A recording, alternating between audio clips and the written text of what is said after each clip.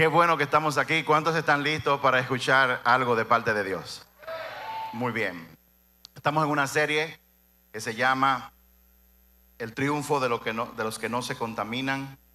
Hoy estamos en la parte número 6. Es como una continuación del mensaje de la semana pasada. ¿Cuántos tomaron hoy la decisión de ser discípulos de Jesús? ¿Cuántos? Ok. Esto es una decisión muy, pero muy importante. Yo quiero que nos vayamos directamente a la palabra de Dios. Debo decirles que los versos que yo voy a compartir con ustedes son dos.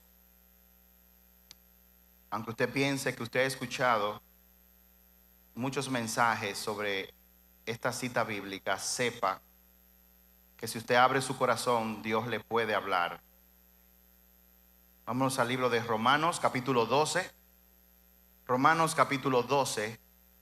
Y voy a leer los primeros dos versos. Romanos capítulo 12. Y voy a leer los primeros dos versos. El 1 y el 2. Estoy leyendo en la Nueva Traducción Viviente. Dice así: Por lo tanto, amados hermanos, les ruego que entreguen su cuerpo a Dios por todo lo que Él ha hecho a favor de ustedes. Que sea un sacrificio vivo y santo, la clase de sacrificio que a Él le agrada. Esa es la verdadera forma de adorarlo. No imiten las conductas ni las costumbres de este mundo. Más bien dejen que Dios los transforme en personas nuevas al cambiarles la manera de pensar. Entonces, aprenderán a conocer la voluntad de Dios para ustedes, la cual es buena, agradable y perfecta. Amén. El 14 de abril de este año se cumplió un aniversario más del hundimiento del famoso barco llamado Titanic. Fue el 14 de abril de 1912, si no me equivoco. El barco, que era un transatlántico, una enorme nave, había sido construido con lo último de la tecnología que conocían los británicos en el año 1912. Y para la inauguración se vendieron unos boletos bien caros para hacer una travesía desde Inglaterra hacia New York. Habían más de 3,000 personas montadas en ese barco.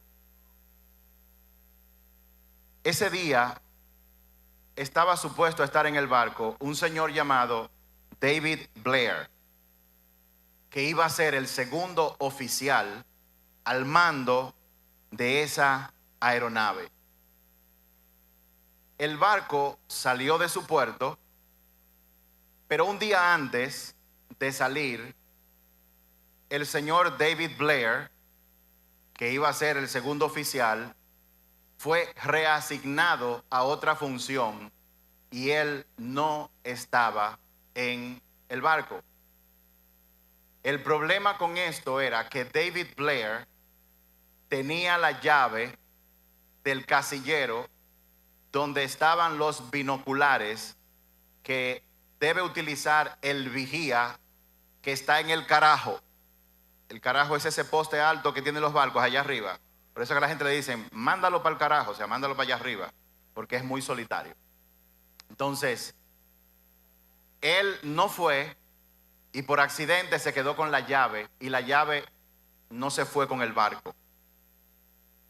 Llegada la medianoche, ya ustedes saben la historia. El barco iba a toda velocidad. El vigía estaba viendo con sus ojos sin la ayuda del binocular porque no tenía acceso, porque faltaba la llave. Y cuando él vino a divisar el témpano de hielo que estaba delante de ellos, cuando él dio la alarma, entonces era demasiado tarde. El barco chocó con el témpano de hielo y le hizo un gran agujero en el casco, o sea, en la armadura por fuera. Y eso provocó que se metiera agua en el barco y que el barco se hundiera. de las 3.000 personas, unas 1.500 personas perdieron la vida ese día. Todo ocurrió porque faltó una llave. Si esa llave hubiese estado en el barco, el vigilante, hubiera podido divisar a lo lejos el témpano de hielo y avisar con tiempo para que el barco pudiera maniobrar en las aguas y no chocar con ese obstáculo. Hoy en día, en la iglesia y en el mundo, hace falta una llave. Una llave que de poseerla ayudaría a que todos nosotros de manera individual, como iglesia y como nación, pudiéramos navegar en las aguas de este mundo y del sistema de este mundo. Y esa llave se llama el rendimiento, rendirse. El mensaje de hoy se llama ríndete hoy.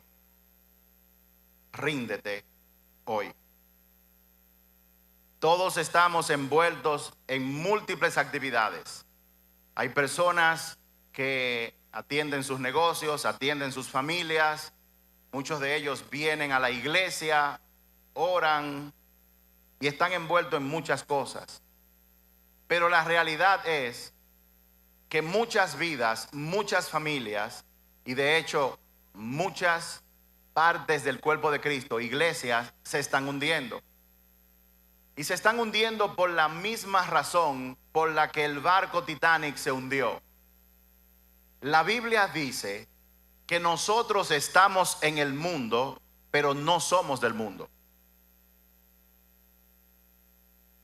Eso lo dijo Jesús en Juan 17. Él dijo, yo no te pido que los saques del mundo, orándole Jesús al Padre antes de ir a la cruz. Yo te pido simplemente que tú los guardes. Estar en el mundo es como estar en un barco que está navegando en el mar. El barco está en el mar, pero no podemos permitir que el mar entre dentro del barco.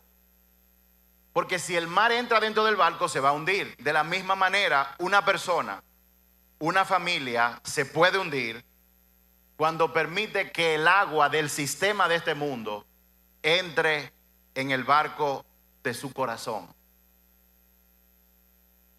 Y tristemente, a pesar de que hay muchas personas que conocen a Dios, que creen en Dios, muchas vidas se están hundiendo. Ese barco se hundió porque no tenía binoculares por falta de una llave. Y a nosotros nos falta una llave que nos ayude a ver, oiga bien, una llave que nos ayude a ver con una visión tan profunda que nos permita ver obstáculos para nosotros maniobrar la dirección de nuestras vidas de manera que no choquemos y nos hundamos. Cuando una persona no tiene visión, cuando una persona solamente ve lo que sus ojos ven, entonces no está viendo lo que debería ver.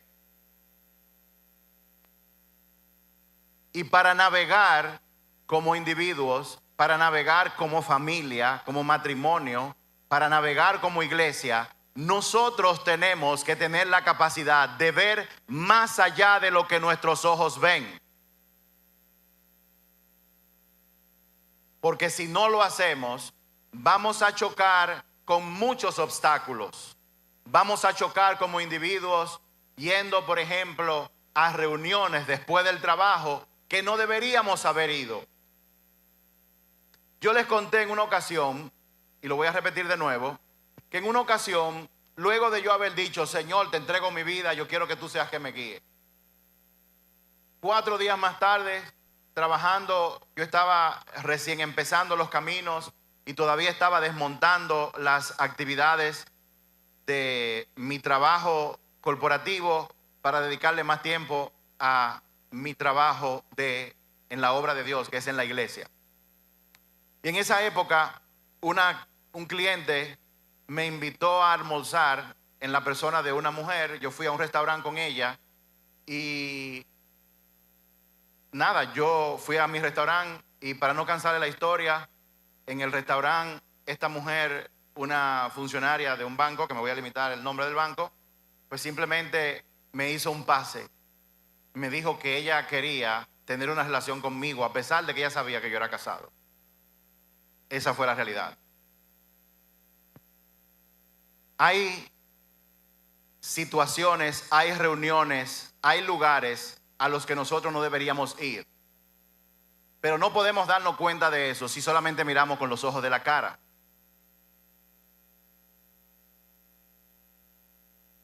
Nosotros tenemos que tener una visión que nos la da una llave. ¿Saben cuál es esa llave?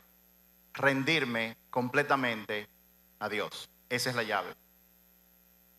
Y hoy, en los pocos minutos que nos quedan, vamos a hablar de qué significa eso para mí como persona, como mujer, como hombre, como papá, como hijo, en la realidad que yo estoy viviendo hoy en día. Porque es muy fácil decir, ríndete a Dios, y la gente dice, aleluya. La pregunta es, ¿cómo se hace eso? ¿Cómo yo me rindo a Dios? ¿Y por qué tengo que rendirme?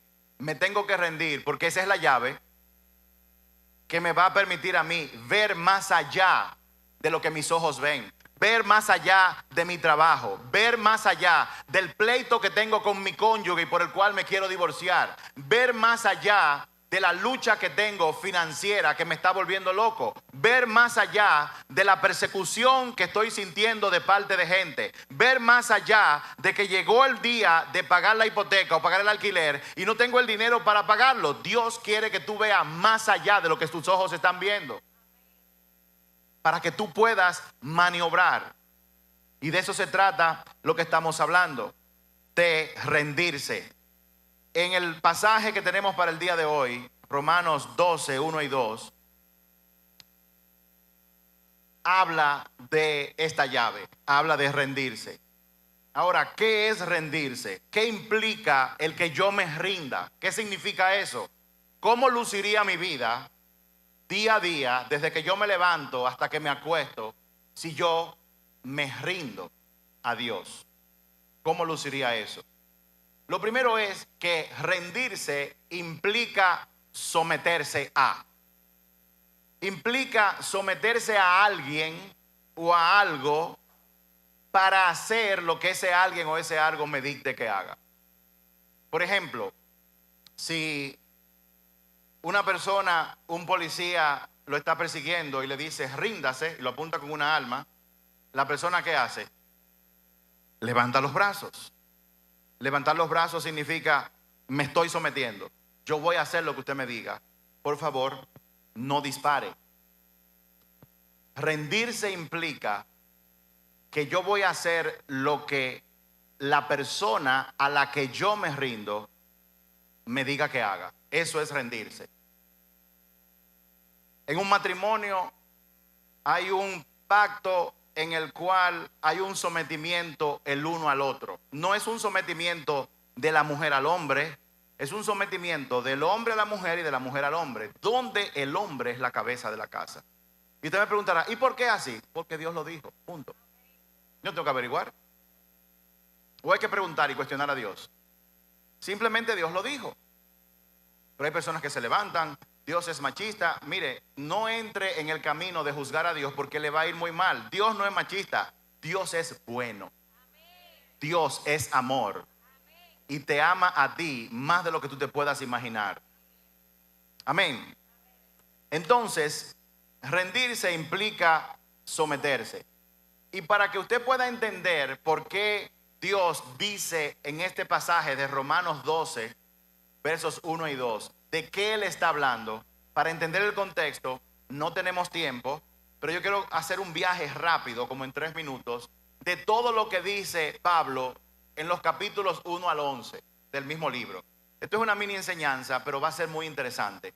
Lo primero es que en los capítulos 1, 2 y 3, Pablo habla de que el mundo entero es culpable delante de Dios. Eso es lo que dice. Capítulo 1, el 2 y el 3 de Romanos hablan de esta realidad. Todos hemos pecado. Ni mi mamá, ni mi abuela, ni mi tía, nadie es santo en el sentido de que no ha pecado. Todos somos pecadores. Una sola persona no hay que no sea pecadora. Esa es una realidad que Dios nos plantea y nos presenta para que nosotros entendamos. Luego, por ejemplo, en Romanos 3, ese sí quiero leerlo, que es muy importante, un pasaje muy importante.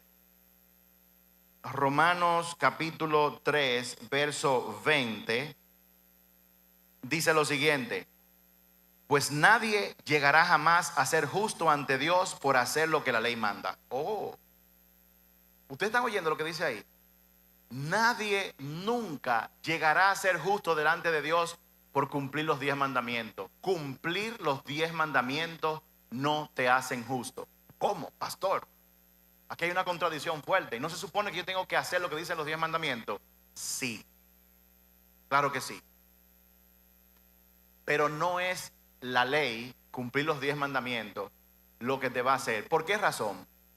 Porque en el sistema de justicia de Dios, que es perfecto, si usted infringe la ley, tiene que pagar. Aquí también. Pero en el sistema humano se dan cosas. Este juez decidió obviar una prueba, aquel decidió mentir, pero con Dios no hay mentira. Dice la palabra de Dios que el que peca, aunque sea una vez, la paga del pecado es muerte. Para siempre, tormento. O sea que si usted pecó una vez y a partir de ahí, que es imposible, comienza a cumplir con la ley, usted tiene que pagar por ese pecado que usted cometió. ¿Cuántos de aquí han robado en algún momento algo? Vamos, los que no levantaron la mano, usted nunca ha robado, ni siquiera una carne del plato ajeno. Usted no se ha cogido un dulce. Vamos, vamos, hey, ¿qué pasa? Usted nunca se bebió una bebida que no era suya, de la nevera de su casa. Bueno, ¿cómo se le llama a una persona que se coge algo? Entonces, déjenme decirle algo. Yo soy un ladrón y ustedes son unos ladrones todos. Estamos en medio de ladrones. ¿Cuántos de ustedes alguna vez han dicho una mentira, aunque sea pequeña? Vamos, levante la mano. Cuando usted le pregunta, ¿cómo tú estás? Y tú bien, y te está llevando quien te trajo, y tú le dices bien a la gente, ¿tú no mentiste? ¿Y cómo se le llama a una gente que miente? Wow, entonces tenemos ladrones y mentirosos en esta iglesia. ¿Qué iglesia más interesante? Llena de gente ladrona y mentirosa. ¿Qué pasaría si en un momento determinado, Dios no lo quiere, alguien mata a un ser querido suyo y están delante de un juez? ¿Qué pasaría si el asesino delante del juez le dice: yo lo maté, pero lo siento mucho, por favor déjeme ir? Y el juez dice: ok, vete. Si usted es familia del ser asesinado, ¿cómo usted se sentiría? ¿Sentiría usted que se hizo justicia? Con Dios es peor. Pero oigan lo que hizo Dios, oigan lo que Él hizo. Él hizo lo siguiente. Nosotros pecamos, matamos, robamos, mentimos, cometimos pecado de inmoralidad sexual. Y usted está delante del juez, que es Jesús.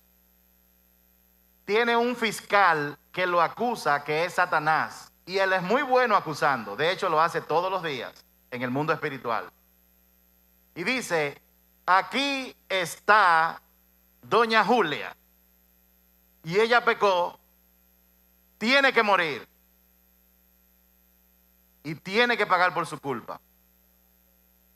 Si el juez es un juez justo, ¿qué va a hacer? Aplicar lo que dice la ley. Pero lo que sucedió cuando Jesús vino y asumió el pecado y murió en la cruz fue lo siguiente. Lo que ocurrió fue que el juez, que es Jesús, fue, se quitó la toga de juez y le dijo: Julia, yo voy a tomar tu lugar. Yo tengo que aplicar la ley contra ti. Tú tienes que morir porque tú pecaste, pero yo voy a tomar tu lugar. Y el juez entonces quita a doña Julia y se sienta él como la persona acusada. Y luego que hace eso, dice la palabra que como cordero él fue llevado al matadero sin tener culpa. No abrió su boca para defenderse. La ley exigía que tenía que haber derramamiento de sangre, no de cualquier ser humano. Tenía que ser un ser humano perfecto para poder cumplir con la ley, pero no había uno solo que fuera justo. Por eso Dios, Jesús, se hizo hombre, se hizo un ser humano y le dijo: Julia, tengo que aplicarte la ley, pero yo voy a tomar tu lugar. Yo la voy a coger por ti. Entonces lo llevaron, lo crucificaron, derramó su sangre y murió.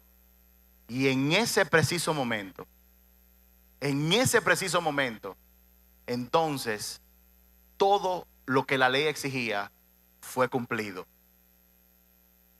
Ahora bien, ¿qué es lo que está diciendo Pablo aquí? Él está diciendo: para tú poder ser encontrado justo y ser libre de la condena, ya tú pecaste, no hay nada que tú puedas hacer. Aún tú pudieras cumplir, que es imposible la ley, no te salva nadie. ¿Cómo mi culpa ahora es pagada? Simple. Yo reconociendo que el que murió en la cruz es el Hijo de Dios que entregó su vida por mí. Cuando yo pongo mi fe en Él, lo que Él hizo me aplica a mí. Y lo que yo hice le aplica a Él. Y eso es lo que está diciendo la palabra. Que Él tomó tu lugar. Y para tú ser encontrado justo ante los ojos de Dios, tú tienes que poner tu fe en Jesús, no en nadie ni nada más.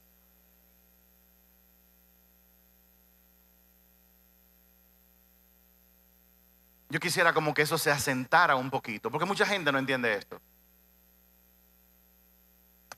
Nadie llegará jamás a ser justo ante Dios por hacer lo que Él manda. La ley sencillamente nos muestra los pecadores que somos.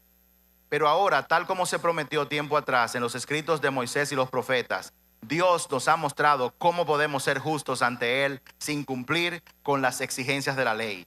Dios nos hace justo ante sus ojos. Aquí viene. Cuando ponemos nuestra fe en Jesucristo.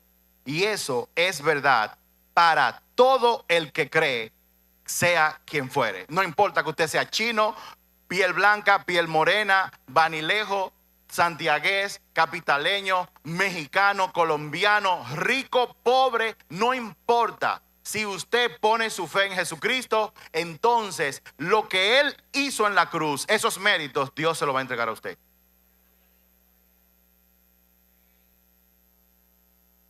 Cuando una gente, Martín, pone su fe en Jesús, ocurre un nacimiento nuevo espiritualmente hablando. ¿Qué es lo que ocurre? Yo voy a hablar por mí. Voy a hablar por mí. Yo tuve una época cuando yo no conocía a Dios, donde yo vivía soltero en Nueva York con un apartamento y viajaba. Y yo decía, qué bueno que tengo este apartamento, porque a pesar de que tengo una relación, yo puedo tirar cualquier canita al aire y aquí nadie se va a enterar, porque yo vivo ni siquiera cerca de los dominicanos vivía yo. Pero cuando yo entregué mi vida a Jesús, oigan lo que pasó conmigo. No porque yo soy bueno, yo no hice nada, fue una transformación que Él me dio a mí.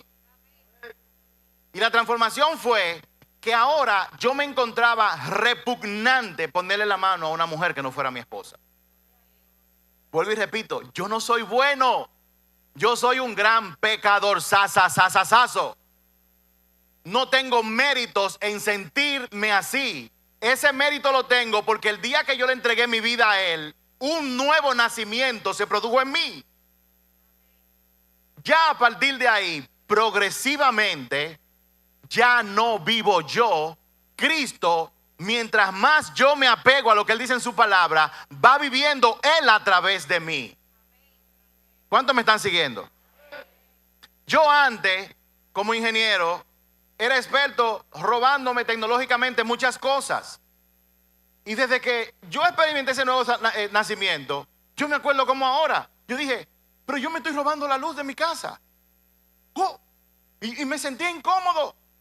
Y entonces busqué un técnico y rediseñé todo. Y oigan, fue en el momento en que financieramente a mí me sacaron la alfombra debajo de los pies. 0 ingresos por 3 años. Y en mi casa se pagaban en esa época 15,000 pesos de servicio de electricidad. Y con el arreglito yo pagaba 200. Entonces, en medio de que si yo lo vuelvo a poner como estaba antes, me iba a subir, tenía yo problemas para pagar los 200 pesos. Si yo quito esto y lo hago lo correcto, me suba a 15,000, me va a llevar quien me trajo. Y debo decirle, por 3 años yo viví en sobresalto. Cuando se acercaba el día del corte, después de ahí, yo vivía en sobresalto, atento a que llegara la guagüita. Y lo mismo de siempre, no me la corte, dame un chance. No me la corte, dame un chance. Bueno, don, es que nosotros le estamos dando chance a usted todos los meses, pues dame otro más, no importa. Mira, dame 2 horas. Y ahí venía el griterío, y venía mi esposa y me decía encima de eso, aquí no hay nada que comer en el día de hoy. Mira, ve lo que tú vas a hacer. Era como si me estuviera empujando más. Pero Dios sabía lo que estaba haciendo a través de ella. Y vencía y lloraba. Y entonces me pasó muchas veces, se me aparecía alguien en mi casa y me decía, pastor, mira, aquí hay 10,000 pesos. Y yo, el griterío. Dios me llevaba a soga corta ahí. Me llevaba con maná, lo justo y lo necesario. ¿Por qué? Porque yo tenía que desaprender que nada de lo que yo había logrado, la gloria que yo había logrado como consultor, que viajaba, que andaba en carros de lujo y todo eso yo tenía que darme cuenta que yo lo tenía porque Él me lo regaló, no porque yo me lo había ganado.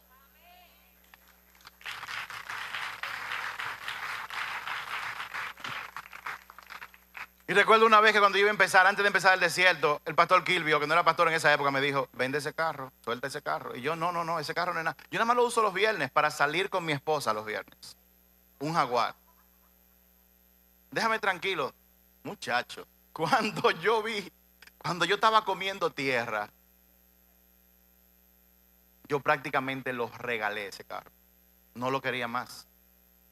Yo quiero todavía conocer a aquel que dio su vida por mí. Yo quiero conocerlo a Él todos los días más. Tengo luchas, igual que todos ustedes, pero de esto se trata. En el capítulo 6 de Romanos, Dios dice que aún así, de poner nuestra fe en Jesús, vamos a tener luchas. En Romanos 8 nos habla de qué significa caminar en el Espíritu y no caminar en la carne. En los capítulos 9 y 11 habla entonces de que el pueblo de Israel, los judíos, no aceptaron ese regalo que Dios le estaba dando. Y que producto de que ellos no lo aceptaron, entonces Dios dijo, pero se lo voy a entregar entonces a los gentiles, o sea, a nosotros. Y entonces Dios dijo, ustedes no lo quieren. Para un lado, voy detrás de los gentiles, voy a caerle atrás a todos los vanilejos, a todos los santiagueros, a los mexicanos, me voy para Colombia, me voy para Perú, me voy para Puerto Plata, me voy para todos los sitios. Y gracias a que ellos rechazaron, nosotros estamos aquí. Pero un día ellos van a reconocer a su Mesías. Y nosotros vamos a estar ahí. Porque dice la Biblia que Dios hizo eso para provocarles celos a ellos. Nosotros somos el pueblo de Dios, pero quienes están viviendo en bendición son otra gente. De eso se trata. Y luego de todo eso, es que en el capítulo 12 de Romanos, verso 1, dice, Por lo tanto, o sea, habiendo dicho todo lo que yo dije anteriormente, amados hermanos, les ruego que entreguen su cuerpo a Dios por todo lo que Él ha hecho a favor de ustedes. Dios te dio el negocio que tú tienes. Tú no lo ganaste porque tú eres bueno ni porque tú eres una persona inteligente. Dios te lo dio. Y mientras más pronto tú llegues a entender esa realidad, mejor será para ti. Ahora, aquí está hablando, el tema de hoy es ríndete hoy. Y aquí está hablando de un tema muy importante que tiene que ver con rendirse, y es con la adoración. Y no con cualquier adoración, sino con la verdadera adoración. Dice, entrega tu cuerpo. Entregar tu cuerpo, básicamente lo que está diciendo es, entrega tu vida.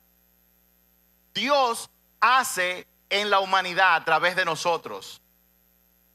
Nuestro cuerpo es un instrumento para sentir lo que está pasando en el mundo, de manera que Dios actúa en nosotros a través de nuestro cuerpo. Y este hombre está hablando en un contexto, en una época donde el pueblo de Dios llevaba sacrificios de animales al altar para matarlos.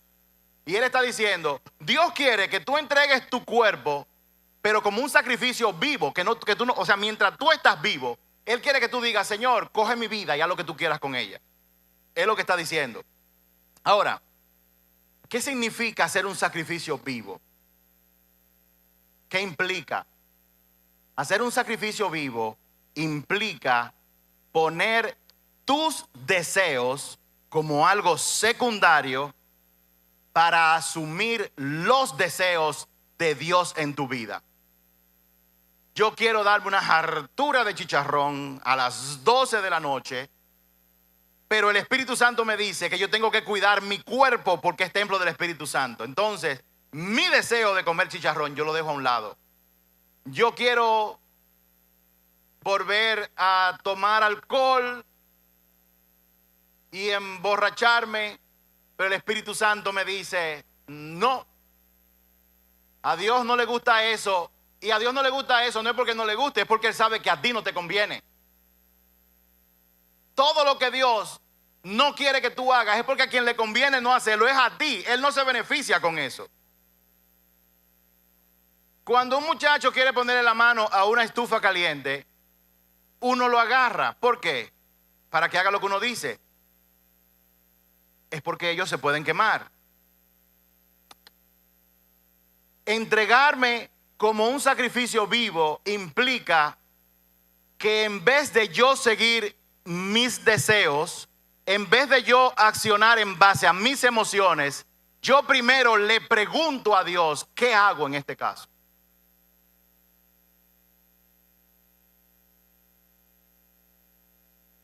Implica, Ramón, buscar su dirección.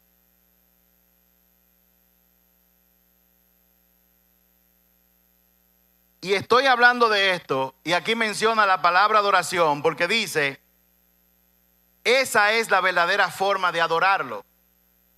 En pocas palabras, usted no comienza la adoración cuando viene a la iglesia.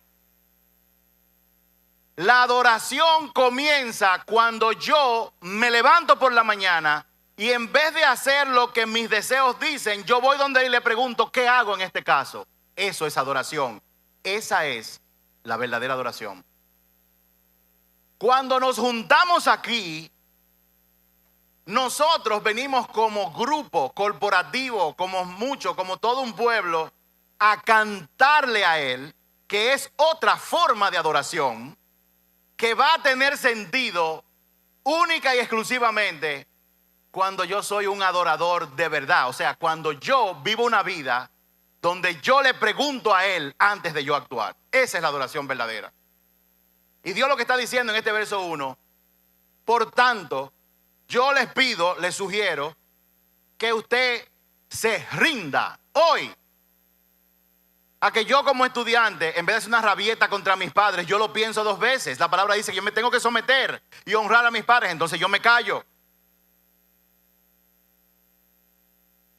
Tengo pleito con mi cónyuge en el matrimonio y hizo algo que no me gusta, en vez de yo darle una pela de lengua y decirle cosas desagradables o hacerle la guerra fría, yo le pregunto al Espíritu Santo qué hago. Oigan bien, muchas veces el Espíritu Santo te va a decir que hagas cosas que tú no quieres hacer. Por eso es que es un sacrificio. Y en vez de usted decir algo malo, usted simplemente se calla la boca. Yo me la paso trabajando el día entero, tengo que entregar un proyecto.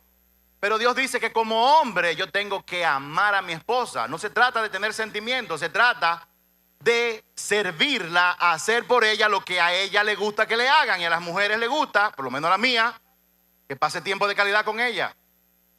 Viernes, ¿qué tú haces aquí a las 5 de la tarde? No, que vine a pasar tiempo contigo. ¿Y por qué? No, porque sí, porque quiero y porque te amo y quiero pasar tiempo contigo.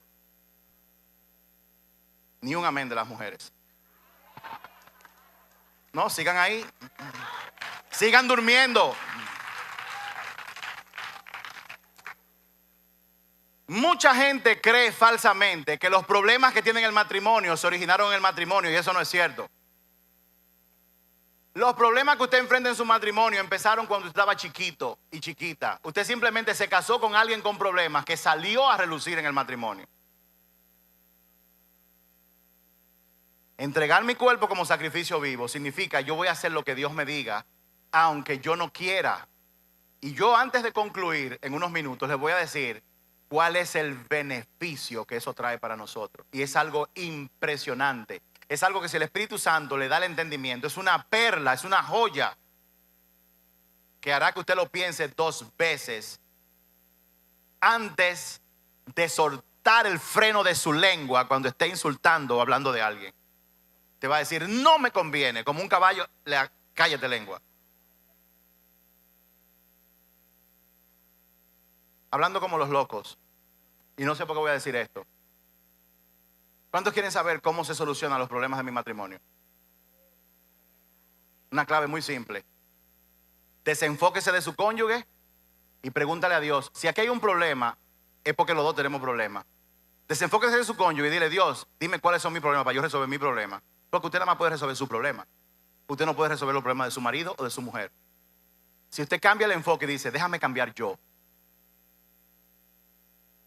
usted va a tener mayor chance de que su problema matrimonial se solucione. ¿Cuántos quieren solucionar el problema? Entonces, hay un precio que pagar. ¿Está usted dispuesto o dispuesta? Cerrado el paréntesis. Dios quiere adoración verdadera, Lenin, todos los días. En pocas palabras, lo que está diciendo aquí es, Dios quiere que tú te rindas a Él diario. Rendirse no es algo que yo hago un día, me rendí y ya lo suelto. No, hay que rendirse todos los días. Cada día tiene su nuevo afán. Pastor, pero eso sí es cansón, yo voy a tener que estar haciendo eso todos los días. Pero usted come todos los días, por Dios. Y usted ve televisión todos los días. Usted respira todos los días. Deje de respirar entonces, porque eso es muy cansón. Hay muchas cosas que usted hace todos los días. Lo que estamos diciendo es, rendirse es un proceso que se inicia y se continúa cuando yo me rindo diario.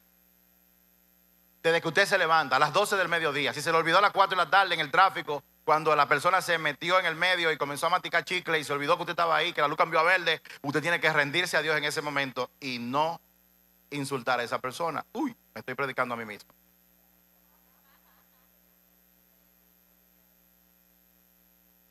Dios quiere una verdadera adoración, porque Dios tiene mejores planes para ti que tú. ¿Usted sabe lo que Dios quiere contigo? Dios quiere que tú seas transformado y Él quiere que tu mente sea renovada. La verdadera transformación no empieza de afuera hacia adentro. La verdadera transformación empieza de adentro hacia afuera y comienza renovando mi mente. Por ahí es que comienza. El mundo, hay un texto que dice, no se conformen a este mundo, lo dice la Reina Valera. Y cuando habla de conformar, habla de dar forma. Es como que usted agarra una pieza de barro y comienza a manipularla. Eso es lo que hace el sistema del mundo, que le da forma si usted le hace caso.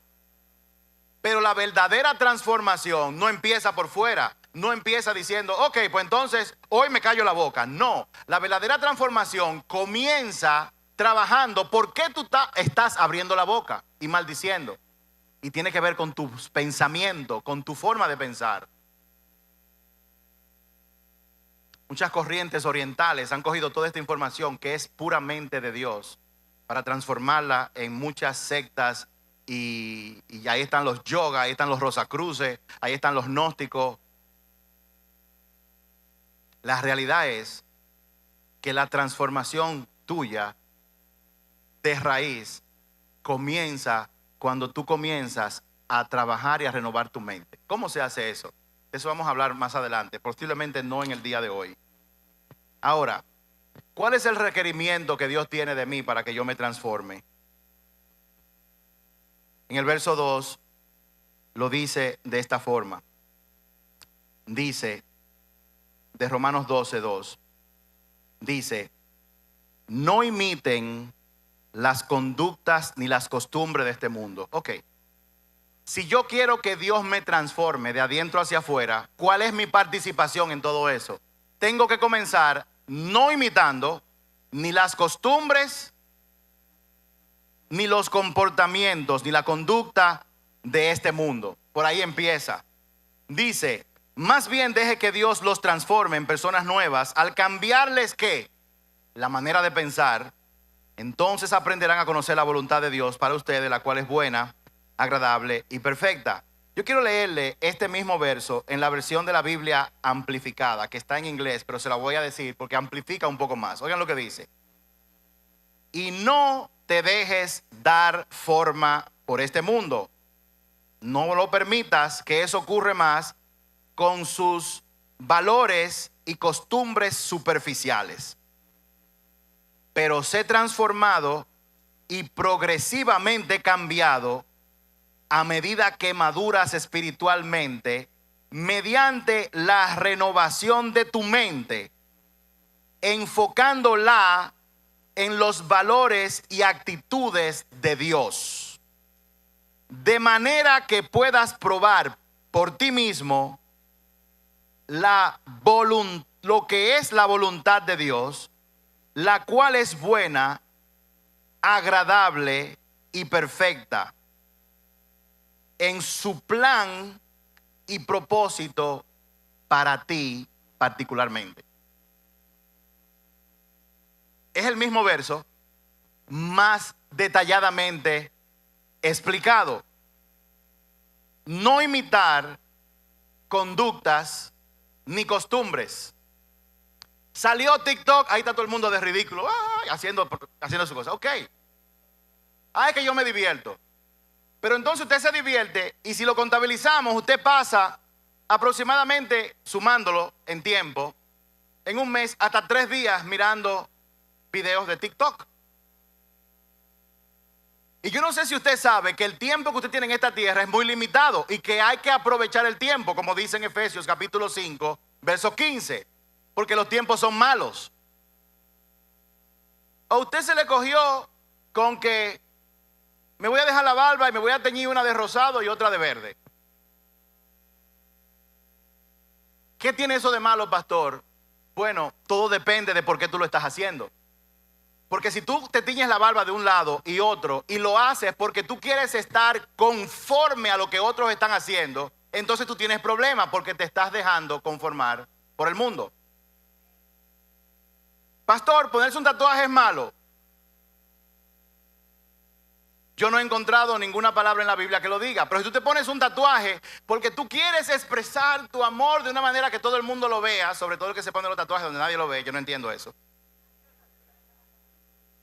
Todo depende de por qué tú lo hiciste. Acuérdense que Dios no nos mira como nosotros vemos. Dios ve el corazón y las intenciones de nuestro corazón. ¿Tú quieres que Dios, cuánto quieren que Dios los transforme? Deja de imitar. Deja de estar buscando en redes sociales lo que otros están haciendo, lo que tú crees que son personas admirables, para tú hacerlo, para que entonces le caigas bien a personas que tú quieres caerle bien. ¿Cuántos quieren ser transformados? Dejen de imitar las costumbres.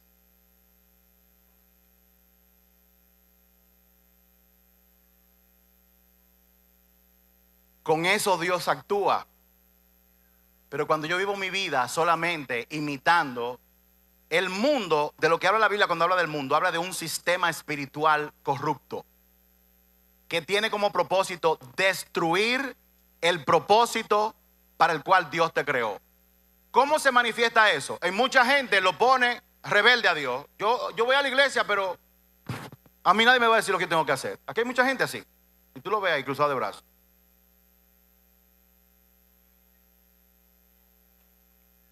O gente que dicen, yo no creo en Dios porque ¿por qué Dios permitió que los niños de África se murieran?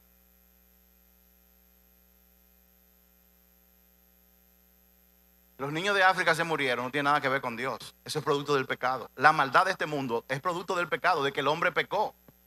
Dios advirtió que no lo hiciéramos.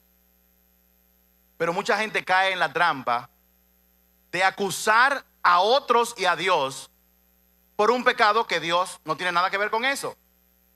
Se vuelven rebeldes, su entendimiento se le pone nulo. Y entonces evitan conocer al único Dios que puede salvarlos.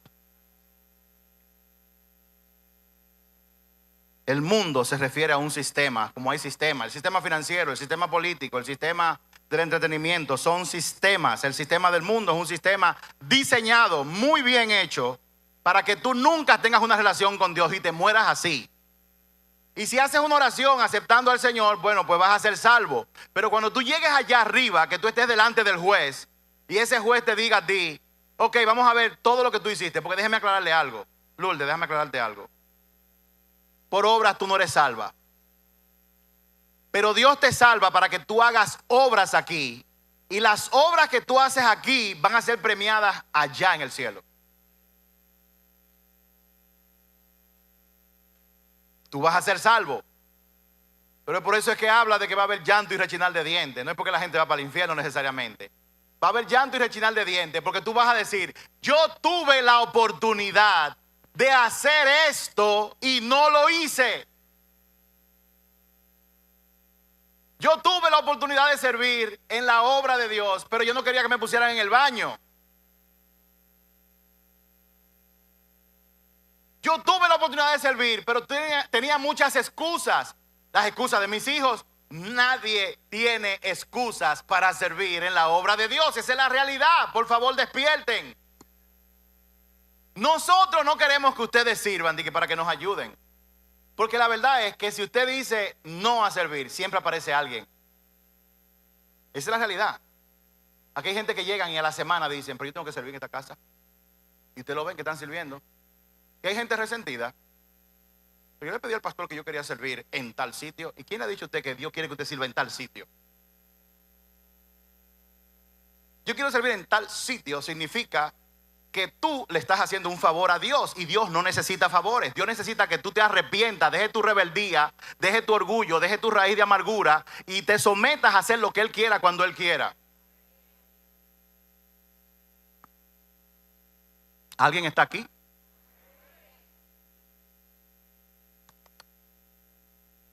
Miren, la diferencia entre una madurez progresiva y una madurez que se estanca es nuestra actitud del corazón. Si usted viene a la iglesia con una actitud de que a mí hay que servirme y a mí hay que enseñarme, y para eso los pastores y los líderes están aquí, usted va a tener serios problemas. Pero si usted viene aquí con una actitud de ¿qué puedo yo hacer por la obra? Mientras usted sirve a la obra, Dios va a ir trabajando con su vida. Así es que funciona.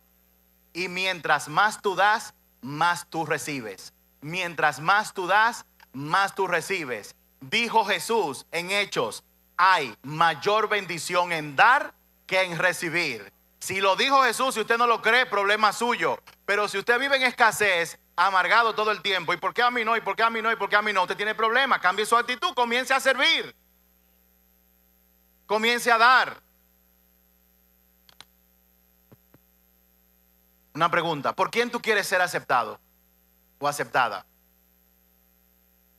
¿Por Dios o por el mundo? ¿Quién tú prefieres que te acepte? ¿Tus amigos, tus amigas? ¿O el mundo? ¿O Dios? ¿Cuál de los dos? ¿A quién tú prefieres tener como amigo? ¿A tus amigos o a Dios como amigo?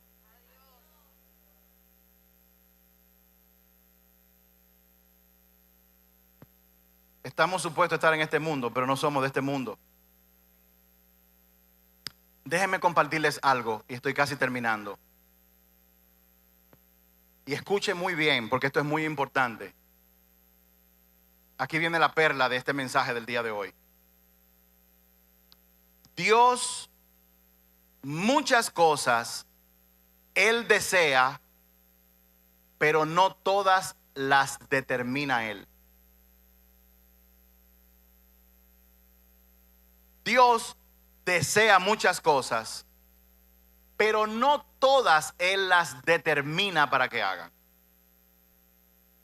Cuando Dios determina hacer algo, no importa lo que usted haga, Él lo va a hacer. Muchas cosas tú no tienes porque no se las pides a Dios.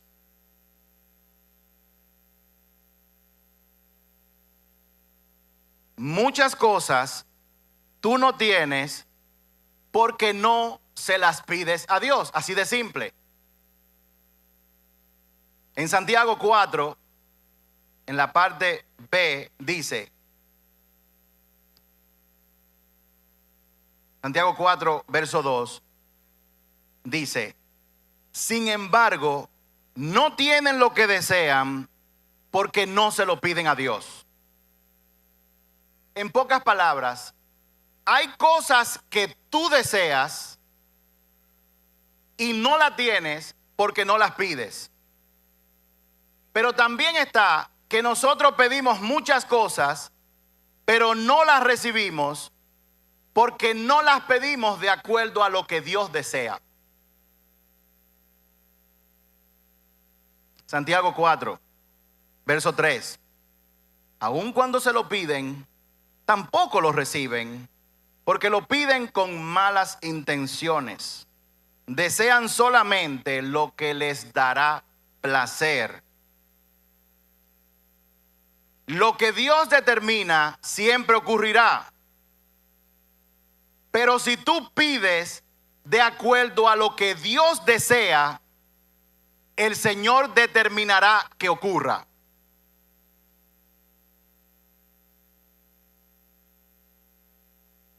En pocas palabras, Dios te dice, a ti te conviene querer lo que yo quiero, lo cual es bueno, agradable y perfecto.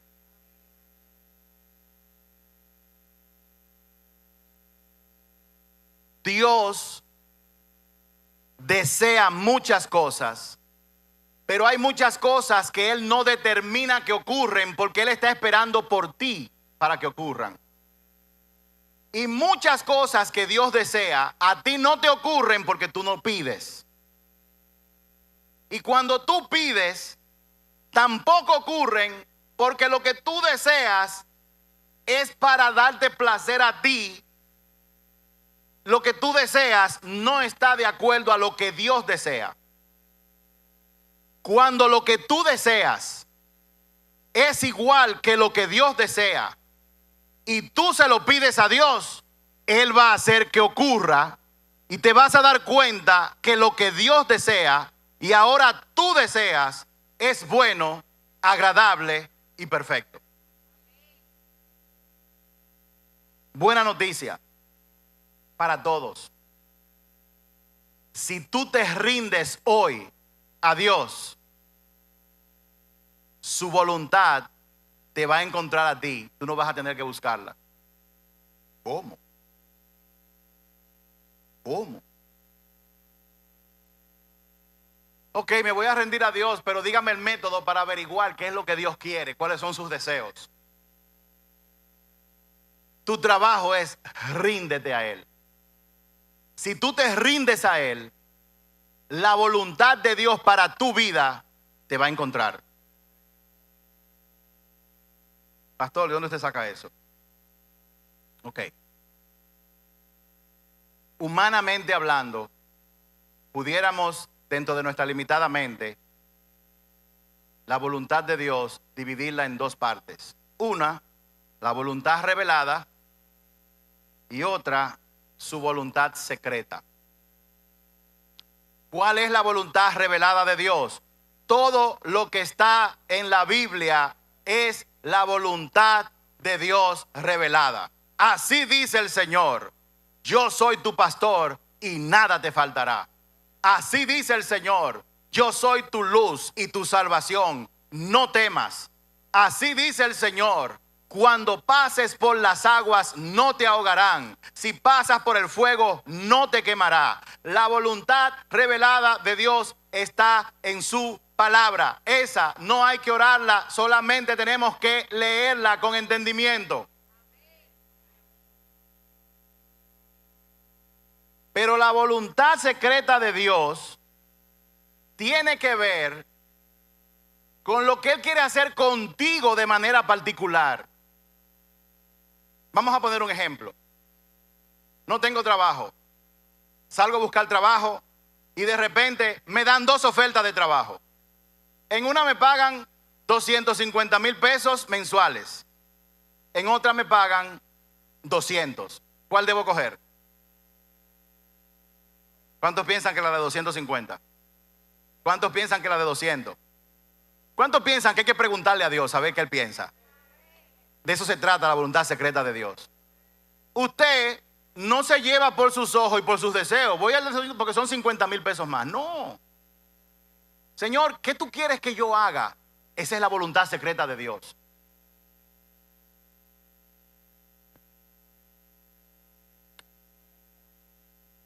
Para conocer la voluntad secreta de Dios, tú tienes que rendirte a su voluntad revelada. En pocas palabras, tú quieres conocer la voluntad de Dios para tu vida, que es buena, agradable y perfecta.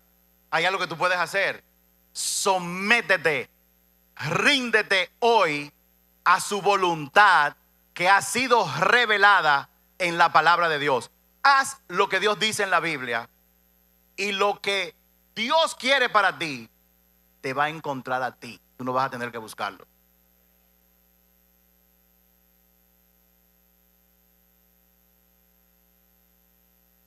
Si tú no puedes, si Dios no puede confiar en ti para hacer lo que está en su palabra, ¿cómo tú crees que Él te va a revelar lo que tú no conoces? Cuando tú te rindes a la voluntad revelada de Dios, Él te hará conocer su voluntad específica y única para ti. Cada vez que Dios ve que alguien de manera consistente se rinde a Él, Dios le da a conocer, lo guía, lo lleva hacia la voluntad que tiene que ver con el plan de Dios, que es único y específico para ti. Nadie puede en la tierra hacer aquello para lo que Dios te ha llamado. Y mucha gente dice: pastor, ¿y cómo yo averiguo la voluntad de Dios? Hay dos tipos de voluntades. La que está en su palabra, ya tú la tienes. Tienes que bajarte a estudiar su palabra y rendirte hoy a ella. Si tú haces eso de manera consistente, fíjense que use la palabra consistente a propósito. No un día sí, un día no. No, cuando me está yendo bien, no lo hago. Cuando tengo el agua al cuello, ahora sí, Señor, ven, yo voy a hacer lo que tú me digas, Señor, con el agua al cuello. Ya, bajó el agua, estoy en bendición. Ok, ahora yo hago lo que yo quiera. No levanten la mano. Esto es una pregunta retórica. En medio de lo que está pasando, ¿a cuántos de ustedes le está yendo más o menos bien? Ok. Tú estás en el momento de mayor peligro. Este es el momento de tú someterte más a Dios. ¿Y qué voy a hacer, pastor? Dale gracias por lo que tú tienes. Todos los días, gracias, Señor. Ayúdame a usar lo que tú me has dado para yo darte gloria a ti. Porque nosotros, ustedes no se han fijado, lean la Biblia. En la época de los reyes, y el pueblo de Dios se sometió a Dios. ¿Y qué vino Dios? Los bendijo, mandó a Gedeón, los liberó, con 300 hombres le ganó a todo el mundo y todo el mundo aleluya. ¿Qué dice la siguiente historia? Y el pueblo de Dios se olvidó de Dios y comenzó a rendir culto a ídolos, y comenzó a hacer esto, comenzó a hacer lo otro. Banda, si pueden salir, ya es tiempo. ¿Y qué hacía Dios? Ok, se apartaba para que vinieran los enemigos. ¿Por qué? Porque Dios quería que se acercaran de nuevo. Déjame dejar que le pase de nuevo para que se acerquen, porque Dios te quiere cerca. Carla Ruiz, no hablo con tu madre. Dios te quiere cerca. Él te quiere cerca de Él. Y déjame decirte algo. Dios te trajo a esta nación para acercarte a Él de una manera que tú no lo ibas a lograr en tu país. Dios sabe lo que hace. Dios los trajo a ustedes desde México para eso. Él necesitaba cercanía. Y en México parece que había muchas distracciones. Dios te quiere cerca a ti también. Dios lo quiere cerca a todos.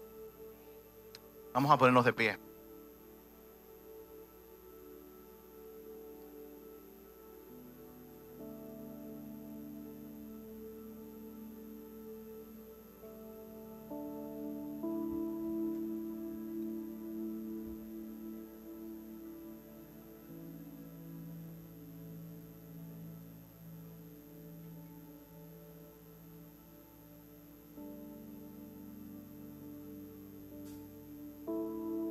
Quiero contarles para cerrar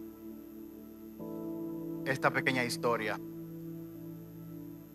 Una niña se acercó a su padre y le pidió que por favor le regalara $1. El padre le dijo a la niña: mi hija, ¿y para qué tú quieres $1? Dijo ella: papá, lo que quiero es comprar algunas cosas. Por favor, dame $1. Y el papá le dijo: tú has sido una niña tan buena, tan obediente, que por supuesto que te voy a dar $1. Y la niña se puso contenta. Cuando el papá saca la cartera, que comienza a buscar, se dio cuenta que no tenía billetes de $1, ni tampoco tenía billetes de 5, ni de 10, ni de 20, ni de 50. Lo único que tenía en la cartera eran puros billetes de $100. Y se queda así como: wow, ¿qué hago? Ya le dije que le iba a dar $1. Entonces él le dice a la niña: mira, no tengo billetes de $1, ni de 5, ni de 10, ni de 20, ni de 50. Lo que tengo son puros billetes de 100. Pero ¿sabes una cosa? Tú has sido tan, pero tan buena, que yo te voy a dar este billete de $100. Y la niña le dijo: no, yo lo que quiero es $1. Pero mi hija, estos son 100. No, tú no me entendiste. Yo quiero $1 y tú me estás dando algo que yo no te he pedido. Y el papá le dijo: mi hija, pero este billete representa 100 veces lo que tú me estás pidiendo. Y la niña dijo: no, hizo una rabieta y se fue. Cuando nosotros elegimos rendirnos a Dios, cuando no elegimos rendirnos a Dios, nos conformamos con $1 cuando Él nos está ofreciendo 100.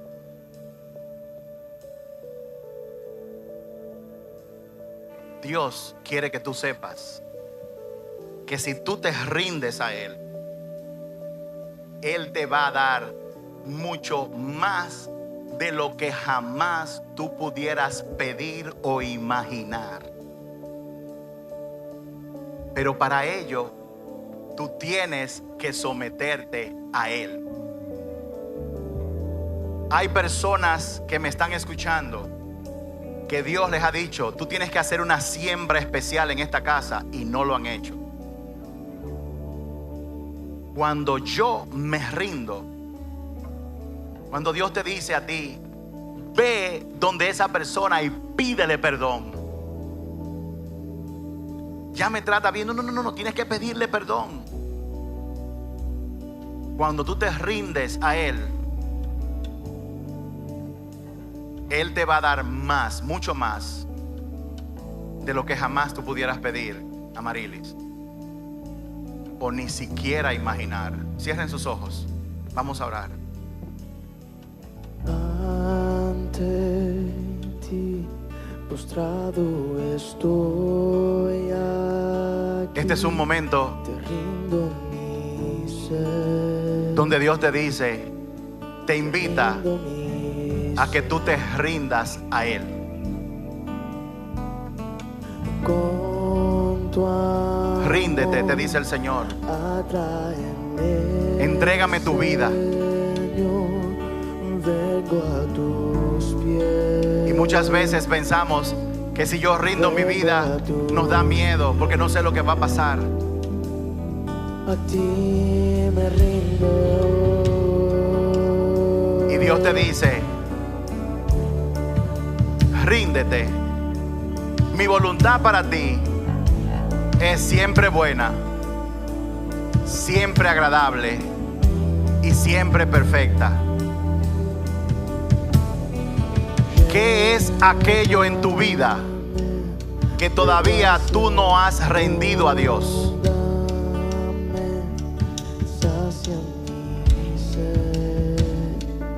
¿Qué es aquello que tú no has rendido a Dios? Yo siento que hay personas aquí que fueron muy heridas cuando eran niños y niñas. Y producto de esas heridas no tuvieron nadie que los defendiera y comenzaron a rebelarse. Y al día de hoy como adultos viven en rebeldía, autoprotegiéndose. Y Dios te dice, ríndete, que yo te voy a cuidar. A ti me rindo. Te quiero conocer, más de ti conocer. A ti me rindo. A ti me rindo. Te quiero conocer, más de ti conocer.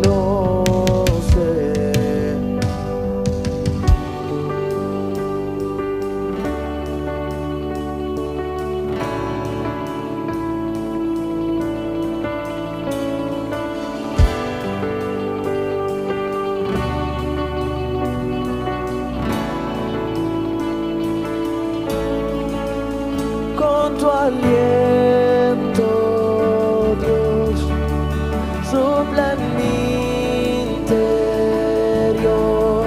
Cumple, Señor, tu voluntad en mí. Con tu gran poder, muévete en mi ser. Cumple, Señor, y tu voluntad en mí. Con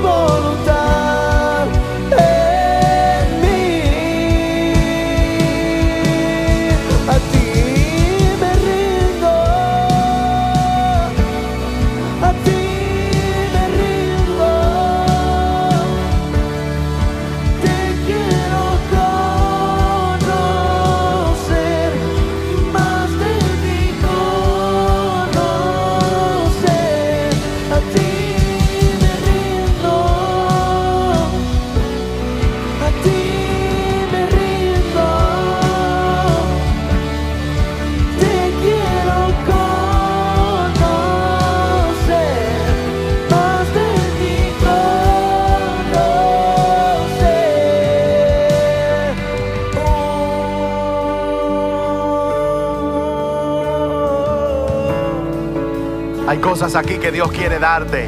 y cumple, Señor. Pero hoy, ahora, esto no es un juego. Él quiere que tú tomes la decisión ahora. Te está dando un chance para que tomes esa decisión ahora. La decisión de entregarte por completo a Él. Yo voy a ser tu discípulo. Él está tocando tu puerta. ¿Cómo se hace eso? Simplemente abre tu boca y dile: Señor, yo me rindo a ti. Dile: yo me rindo a ti ahora, Señor. Díselo. Obviamente, tú no tienes que hacerlo porque yo te lo diga. Esto es una invitación. Me rindo a Él. Habrá alguien aquí que diga: llegó el momento. Me rindo a Este es el día, Señor. Estoy cansado de controlar de mi vida. Cristo. Estoy cansado, cansada de administrar mi apariencia. Estoy cansado de guardar mi corazón para que no sea más herido. Yo sé que si cierro mi corazón, te lo cierro a ti también. También sé que si yo te abro mi corazón y me rindo, yo podré ver, podré experimentar cómo tú me transformas. Podré ver tu voluntad, que es buena, es agradable y es perfecta. Susi, me llegó tu nombre ahora mismo. Dice el Señor: ríndete.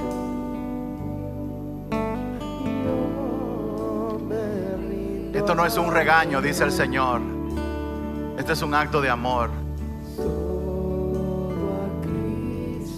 Sunilda, ríndete.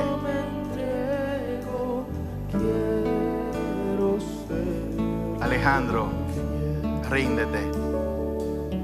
Chiré, ríndete.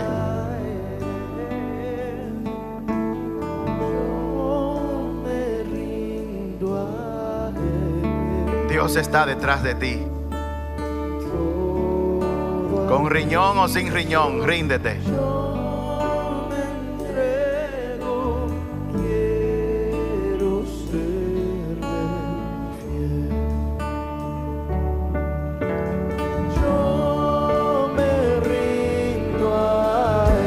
Habrá alguien aquí en el día de hoy. Esto no tiene que ver con religión. Esto tiene que ver con que Dios quiere una relación personal contigo. Yo me entrego, quiero ser fiel. Lo que tú has hecho hasta ahora, ¿te ha funcionado? Yo me rindo. Las relaciones que tú has tenido, ¿te han funcionado? Las decisiones que tú has tomado, ¿te han funcionado? Probablemente sí. Él te dice: si te rindes a mí, yo te voy a mostrar el camino. La llave es: ríndete hoy. Ríndete hoy.